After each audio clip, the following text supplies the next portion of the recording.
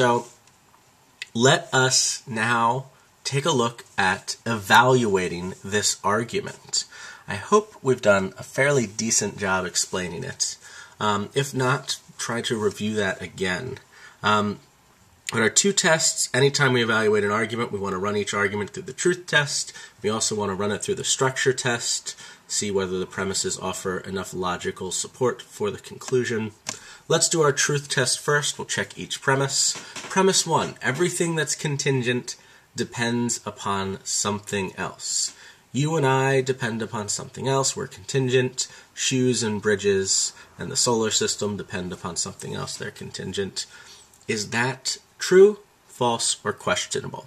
Again, like we've done before, think about the answer to yourself first, and then I will click to the next slide and give you what I think of as my analysis. It seems like premise 1 is true, basically by definition. We've just defined what contingency means, what the word contingent means, and premise 1 is just a definitional explanation of what contingent means. So that seems like that has to be true. So let's move on to premise 2. There can't just be contingent things in the universe.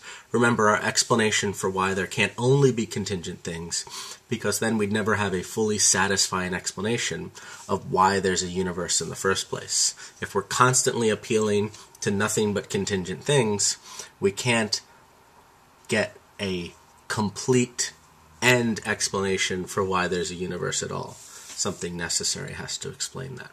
What do you think? Good premise? Bad premise? Questionable premise?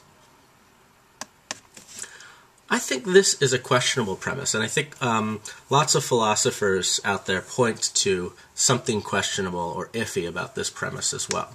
For starters, it seems weird to absolutely conclude that there has to be something else that isn't contingent. Maybe the universe really is just made up of contingent things and only contingent things. Maybe it's weird to think that all we have are contingent things. I don't even know if that's weird, but maybe it's weird. But again, weird doesn't mean impossible. It could just be that we're only left with contingent things. Now let's remember the particular reason why someone like Richard Taylor and advocates of the cosmological argument like premise 2. They think that if everything's contingent, we won't be able to explain the universe. We're left with this infinite regress of explanations. What explains the universe? This contingent thing. What explains this contingent thing? That other contingent thing. What explains that other contingent thing? This third contingent thing. What explains this third contingent thing? This fourth contingent thing, so on and so forth. If all we have are contingent things, we can't appeal to a necessary thing. We're left with this infinite regress of explanations and no ultimately satisfying explanation of why the universe is here in the first place. So let's see if we can handle this type of reasoning and explain why we might think that this is a mistaken or bad type of reasoning. Because people who criticize the cosmological argument and call premise 2 questionable take into question this type of reasoning. So how can we explain it all? Lots of people say that this, even though it looks like a perfectly legitimate question, actually is a meaningless question. The same way that there are all sorts of meaningless questions out there. Even though grammatically they make sense, it just doesn't make sense that you can understand them. Here's one example. What color is the number 12? Well, that is a meaningless question. Even though grammatically I think you perfectly understand the question, what is the color of 12, the number 12? There is no color to numbers. Numbers don't have properties like colors or shapes or sizes. So it doesn't make sense. It has no meaning to ask what specific shade or color a particular number is. And so maybe this particular question, how can we explain the entirety of the universe? Even though intuitively it sounds like it makes sense, and common sense tells us that there's got to be some explanation for it, maybe that is in itself a meaningless question.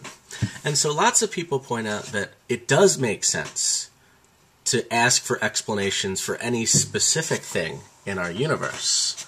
But that doesn't mean that we can ask for and expect there to be one answer, one explanation for why the entirety of the universe is here. Maybe we can explain each specific thing in the universe, but not the entirety of the universe at once. And there's a little bit of a story I'd like to tell just to help us see why something weird might be going on when we ask for this general type of explanation. What explains the entirety of the universe? Let's suppose that we're hanging out at Thomas Jefferson University. Pretty sure you do that all the time. Let's say we're all hanging out, and for some reason, one of us happens to notice that we ran into 5 separate people from Alaska just hanging out at Jefferson, on Jefferson's campus today.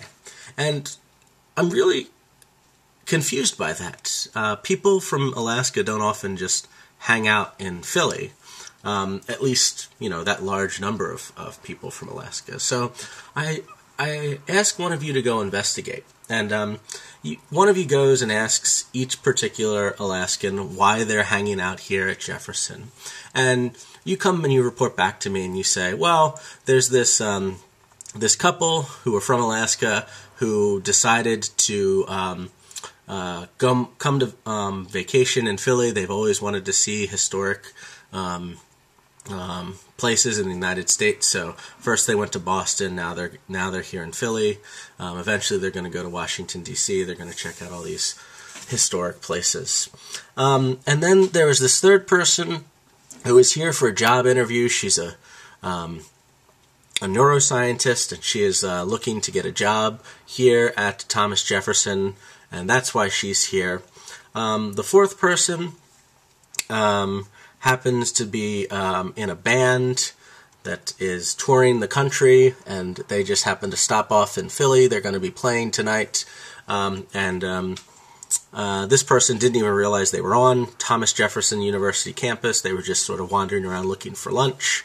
That band happens to be from Alaska, so this person's from Alaska as well. And the fifth and final person is somebody who decided to give up their life in Alaska, has just run away from home, and wanted to get about as far away as she possibly could, and took a Greyhound bus trip, spent all her money on a Greyhound bus trip, and got as far as possible as she could on that Greyhound bus. That Greyhound bus stopped in Philadelphia, and she just got off at the Greyhound, which is at, 10th and Arch, I think, and just started wandering the city in the last half hour, and just randomly wound up at Thomas Jefferson. So you come back to me and you explain all of this to me, and you say, well, there you go. That's why the 5 Alaskans are here. If I turned to you and I said, now wait a minute, I know that you've just explained to me why each individual Alaskan is hanging out here at Thomas Jefferson, but what I really want to know is, why are all 5 of them here at Jefferson? You can explain to me why each specific one is here, but I want to know why they all are here. Why are they all here? Is that a question that makes sense? Is there some sort of above and beyond explanation that could make sense here? It seems like once you're done explaining why each individual Alaskan is here, you've given me all the explanatory facts. You've told me everything. There is no above and beyond explanation beyond this. And this is something that the book fancily refers to as the fallacy of composition, assuming that because we can give an explanation for each individual component of the universe, then we can therefore give some above and beyond explanation for the entirety of the universe, is committing the fallacy of composition, confusing the qualities of the parts with the quality of the whole. So maybe, even though that question, what does it all mean? Why is there a universe at all? What explains the existence of the universe? Even though it seems intuitive and it keeps me up at night and it seems like common sense, maybe it's a meaningless question.